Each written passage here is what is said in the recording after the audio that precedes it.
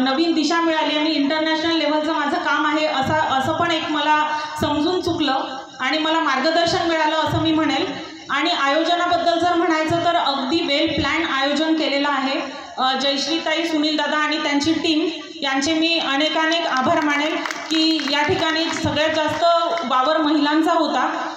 इथे स्टॉल लावणाऱ्या महिला तसेच बघायला येणाऱ्या सुद्धा महिला होत्या, तर त्यांच्या सुरक्षिततेची सुद्धा त्यांनी खूप काळजी घेतलेली होती। या ठिकाणी नेहमी सिक्युरिटी गार्ड्स फिरताना दिसायचे आणि अगदी सेफ वातावरण होतं। कोणतंही इथे बॉदरेशन आलं नाही, कसलीच भीती वाटली नाही।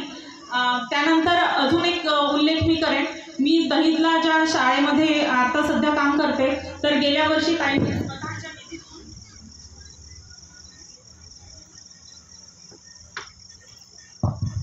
शाळेला वॉटर प्युरिफायर मंजूर केलेलं होतं आणि ते आता शाळेमध्ये सुरू झालेलं आहे।